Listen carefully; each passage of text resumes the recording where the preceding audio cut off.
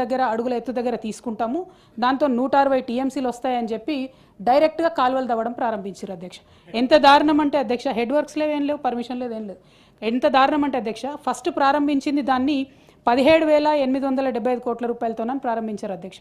Within 3 years నా estimation వచ్చి 40,300 కోట్ల రూపాయలకు చేరింది అధ్యక్ష.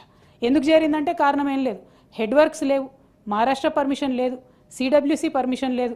మళ్ళీ ఇంకా విచిత్రం ఏంటంటే అధ్యక్ష, ఆ టైంలో కేంద్రంలో కాంగ్రెస్ ప్రభుత్వం, మహారాష్ట్రలో కాంగ్రెస్ ప్రభుత్వం, ఉమ్మడి ఆంధ్రప్రదేశ్లో కాంగ్రెస్ ప్రభుత్వం, కానీ కాంగ్రెస్ సమన్వయం చేసి ఈ ప్రాజెక్టుకు మాత్రం పర్మిషన్ ఇవ్వలేదు అధ్యక్ష. ఇవ్వకపోగా 2013లో పృథ్వీరాజ్ చౌహాన్ గారు అప్పుడు సీఎంగా ఉన్నారు అధ్యక్ష మహారాష్ట్రకు. వారు ఒక ఉత్తరం రాసిండ్రు. ఏమని రాసిండ్రు? యూనిలాటరల్గా ఆంధ్రప్రదేశ్ గవర్నమెంట్ ఈ ప్రాజెక్ట్ కట్టుకుంటుంది, 152 FRL దగ్గర కడుతున్నామని చెప్పి టెండర్లు కూడా ఫ్లోట్ చేసినారు. మేము దీనికి తీవ్రంగా అభ్యంతరం చెప్తున్నాము. మా దగ్గర గడ్చిరోలి, చంద్రపూర్ జిల్లాలో విలేజెస్ మునిగిపోతున్నాయి, మేము దీనికి ఒప్పుకోమని చెప్పి 2013లో వాళ్ళు లెటర్ రాసిండ్రు అధ్యక్ష. ఈ డబ్బులు కూడా మీరు పెట్టకండి అని కూడా చెప్పినారు, కాలువలు దవ్వుతున్నారు అనవసరంగా అని చెప్పారు అధ్యక్ష. అయినా సరే అప్పటికే కాలువలు దవ్విండ్రు, మొబిలైజేషన్ అడ్వాన్సులు తీసుకున్నారు, అవన్నీ జరిగిపోయినాయి అధ్యక్ష. ఆ తర్వాత తెలంగాణ రాష్ట్రం ఏర్పడింది. ఏర్పడ్డ తర్వాత 2015లో అధ్యక్ష వ్యాప్కోస్ వాళ్ళతోని కేసీఆర్ గారు తుమ్మిడిహెట్టి దగ్గర సర్వే చేయించినారు అధ్యక్ష.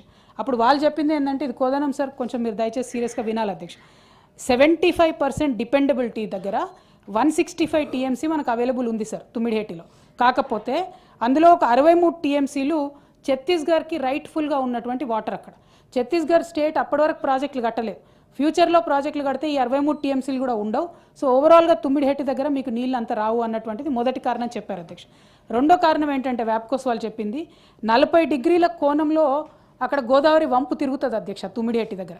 సో మీరు అక్కడ ఏదైనా ప్రాజెక్ట్ కట్టాలంటే సాంకేతికంగా ఆ 40 డిగ్రీల కోణంలో తిరిగిన నది వద్ద కట్టడం అన్నది ఇబ్బంది అవుతుంది, అట్లా కట్టడం కుదరదు, దానికి మీరు ఆల్టర్నేటివ్ చూసుకోండి అని వాళ్ళు ఇంకొక రికమెండేషన్ ఇచ్చినారు అధ్యక్ష. మూడోది అధ్యక్ష, పెద్దలు మాట్లాడుతూ కోదనం సార్ ఏమన్నారంటే,